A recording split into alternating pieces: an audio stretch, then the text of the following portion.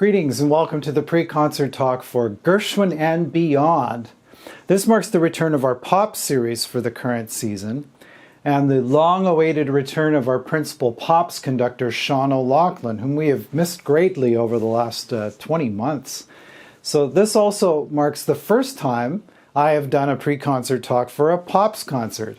Now I hope I can continue this, as I think there are just as many interesting things to talk about on the typical pops program as there are on any of our other concerts. If we go back to live pre-concert talks, this might make me overly busy, but it's a risk I'm willing to take. Now this program features the music of one of the most celebrated composers of the 20th century, George Gershwin. And despite having his life tragically cut short by a brain tumor when he was only 38 years old, Gershwin left behind a body of work that puts a unique spin on forms that were hitherto limited to so-called serious music. Gershwin not only left us popular songs and musical theater works and film scores, but also an opera and several virtuosic works for the piano, including the famous Rhapsody in Blue, which you'll hear on this concert, performed by one of our favorite soloists, pianist Lorraine Min. And Gershwin was born in Brooklyn in 1898. He was of the first generation of his family born in the United States. His family background was Jewish-Ukrainian. He is in fact named after his grandfather, Yakov Gershowitz. George's given birth name was Yakov Gershwin, but the W in his family name, like so many names planted among an English-speaking majority, was anglicized. So he became simply George Gershwin. He dropped the E from the end of his family name, and the rest of his family followed suit. He was the second of 4 children. His older brother, Ira, was actually the intended recipient of the piano skills that the Gershwins hoped would materialize after they purchased a piano, but as it turns out, the 10-year-old George was the one who took to the instrument. Ira became a celebrated collaborator with George. He contributed the lyrics to most of George's famous songs. And after George's death, Ira became a lyricist for a number of other composers. George also had 2 younger siblings, Arthur and Frances, who was the only daughter. Frances became the first one in the family to perform music publicly and did very well for herself as a musician and a singer. She married, interestingly enough, a musician named Leopold Godofsky, who was, among other things, the co-inventor of the Kodachrome color film process. Who knew? Arthur also became a musician and composer, but he earned most of his living as a stockbroker. Now, Gershwin is an interesting composer to examine, not just because of his very innovative music style, but it's also interesting just to note how composers made a living in the first part of the 20th century in the United States. Gershwin was born right in the middle of the golden age of what we call Tin Pan Alley. And that's a term you sometimes hear when talking about older popular music. Tin Pan Alley is an actual place. There were a number of music publishing establishments on this very short stretch of 28th Street in Manhattan in the latter decades of the 19th and the early part of the 20th century. Now, music publishing as a means of mass production and sales could only really happen with 2 things. One is people with disposable income, and 2 is a way of protecting the product, which in the case of a piece of music is an intellectual property. Let me explain. One of the obstacles in selling music is that it's a product that happens temporally. You can't sell it like a book or a painting. It's only good to someone if they can hear it. So before sound recording was invented, the only way you could hear music would be to perform it yourself or listen to another person perform it. And the only way you could make money would be to A, sell tickets to hear a specific performance, or to B, sell the physical directions for performing the music, that is, the sheet music. Now, the biggest difficulty with the latter is that until the end of the 19th century, there were very few and not very well enforced copyright laws. So if you were clever and knew how to write sheet music and you had a good ear, there really weren't any barriers to you selling the music to someone else's popular songs yourself. Now, the United States and a number of European countries finally passed laws to protect music and intellectual property, and through that, the music industry, as we know it, was born. Now, in Tin Pan Alley, in all of these music publishing houses, each company would have signed composers and aspiring composers trying to get a deal to sell their songs. So in many of these establishments, they had what they called song pluggers, that is, a staff pianist who would literally crank out the hits of the day all day long, trying to entice the public to buy the latest songs. Remember, this was before radio, okay? So the din of all these pianos made by all these pianists inspired one columnist to say that the street sounded like people banging on tin pans, and that's where the name comes from, and the name stuck. Now, remember, they had no demo recordings yet. The only way to learn a song was to play it yourself or learn it by listening. In fact, song pluggers often went to large public events and sang songs repeatedly to the people there, like at Madison Square Garden, for example, to get them hooked on the songs. And this was a practice known as booming. Now, it became a very middle-class sort of thing to own a piano and try your hand at accompanying these songs. So George Gershwin, he worked as a song plugger for one of these establishments as a teenager, making a reported salary of $15 a week in 1913. Now, whenever I read a figure like that myself, I always look for an online inflation calculator, which tells me that $15 in 1913 is like $415 in 2021. So $415 a week, not bad for a 15-year-old. A characteristic of the songs of Tin Pan Alley was that they were the first songs, really, other than religious music, to become very widespread and part of the collective culture. And this is the important point. They were disseminated through mass production and marketing, unlike prior localized oral traditions like folk music, where people would pass down these songs in smaller groups. Now, most of these songs were not associated with particular artists or stars. That didn't really come until recording took over the music industry. Nowadays, you pretty much always associate a hit song or a hit with an artist, like Adele or Drake. Funny how so many of these have a single name. But in those days, the hits were really everybody's. Songs from Tin Pan Alley like A Bicycle Built for Two, you probably know that one, or Take Me Out to the Ball Game, or one of my favorite Tin Pan Alley songs, Yes, We Have No Bananas. Now, I think most people of my generation and even older learned a lot of these songs from cartoons, like Ain't She Sweet or Singing in the Bathtub. All right, so back to George Gershwin. His work as a song plugger helped hone his piano skills because he was playing the piano all day, every day. And he was no ordinary song plugger. From the time he was 10, when he first started piano lessons, until the time he was 15 and employed by Tin Pan Alley, George studied classical piano very seriously. Composers like Chopin, Liszt, and Debussy, who, believe it or not, was still alive at the time. If you can wrap your head around that, Debussy only died in 1918.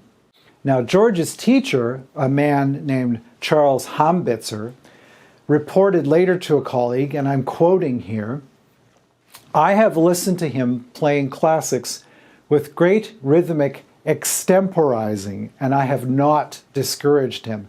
Now, what he meant by extemporizing is that Gershwin liked to play the classics in popular music rhythms and styles. And other evidence that we have of this is that one of Gershwin's first compositions was called Ragging the Traumerei. Now, the Traumerei is a very popular piano piece by Robert Schumann, and I'll talk more about him on our next concerts. And ragging, the process of ragging, means applying a syncopated ragtime piano feel to a piece. So from about 1913 till about 1918, Gershwin was working as a song plugger, honing his compositional craft, and cutting his first piano rolls. Now, I don't know how many of you are familiar with piano rolls and player pianos, but in a nutshell, it's a medium of recording where the key mechanisms inside a piano are hooked up basically to an elaborate hole punch. And as you strike a key, a corresponding hole is punched into a long roll of paper. It looks like a big roll of paper towel.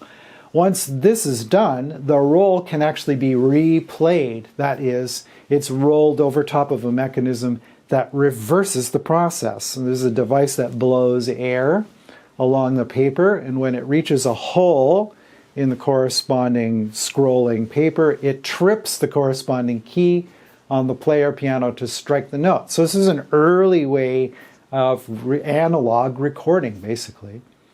Now, Gershwin recorded hundreds of these piano rolls, and believe it or not, his own piano roll of his own composition, Rhapsody in Blue, has been used in live performances to this day. So an orchestra can actually back up Gershwin's piano roll.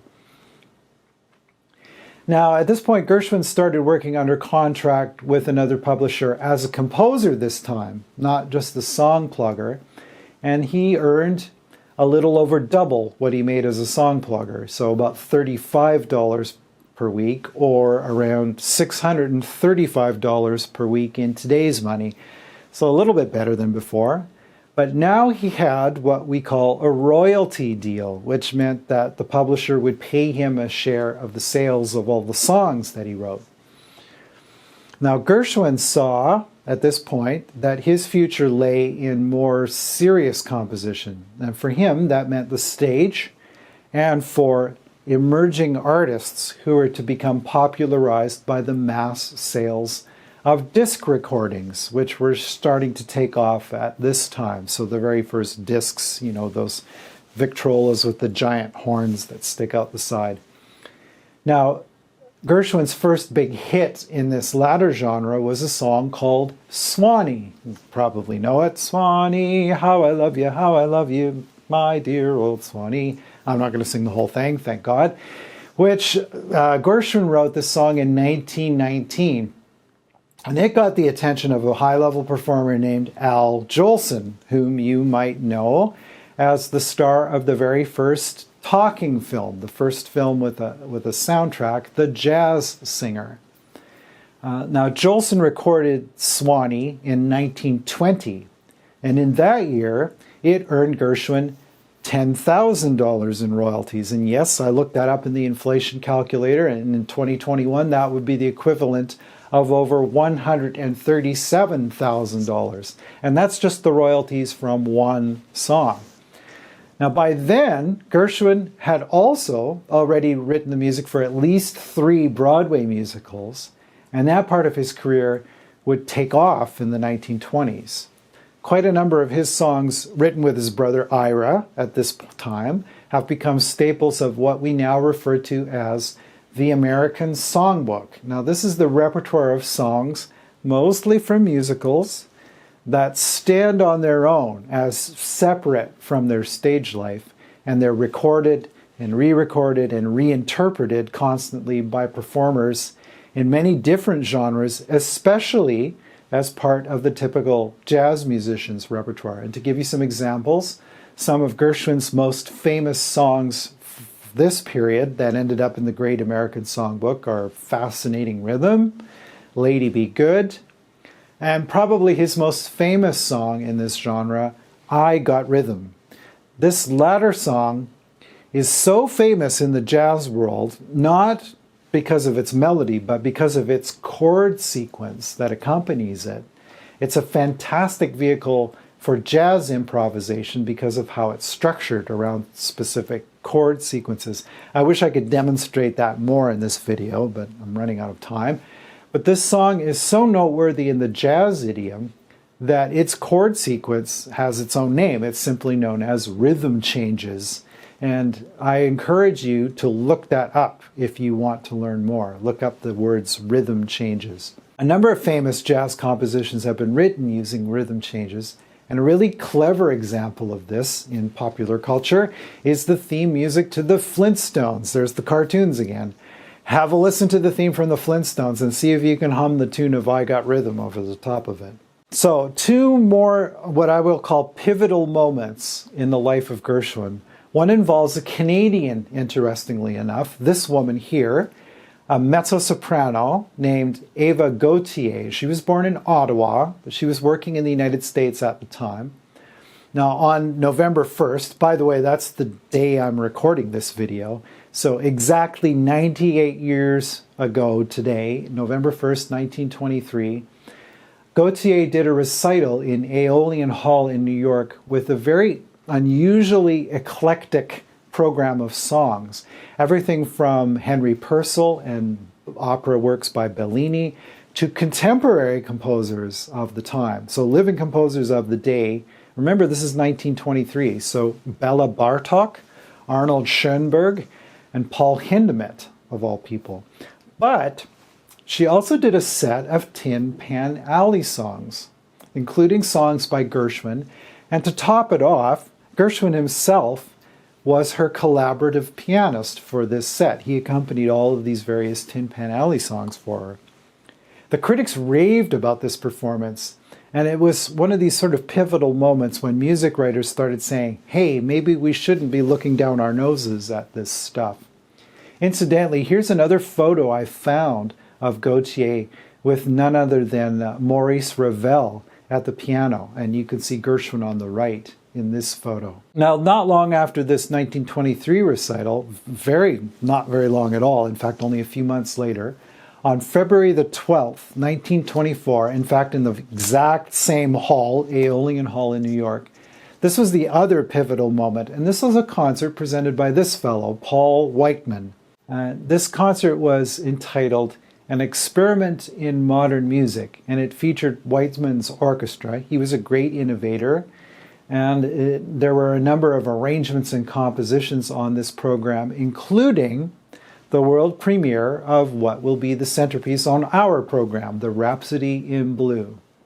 So that was the world premiere of that. And if you think Swanny earned Gershwin a lot of money, over the next 10 years, just the royalties from Rhapsody in Blue alone would earn Gershwin over $250,000, and in today's money, that's over $4 million just from one song. It's 10 years of income, and it's still making income today.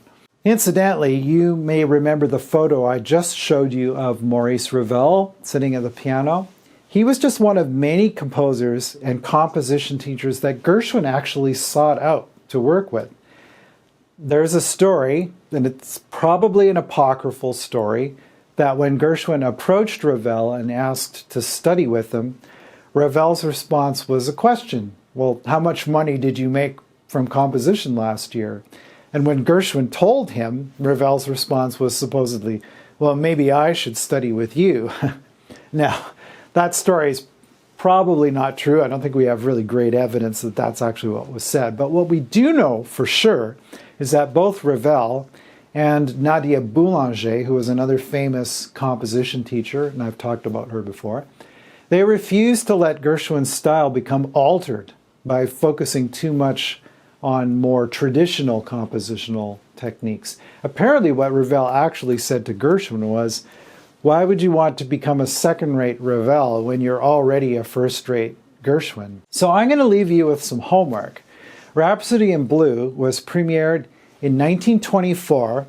Now, after you've heard us perform it, or before, I don't really mind, go and listen to a performance of Revell's Piano Concerto in G major. Okay, this was composed around 5 or 6 years after Rhapsody in Blue. Now, we talk a lot about the classical influences on Gershwin. I think you'll find that those influences go both ways. Anyway, do enjoy this concert. I know that Sean will have lots to say from the stage, as he always does, and I know you'll be thrilled by Lorraine's performance. So thanks for listening, and I'll see you from the stage.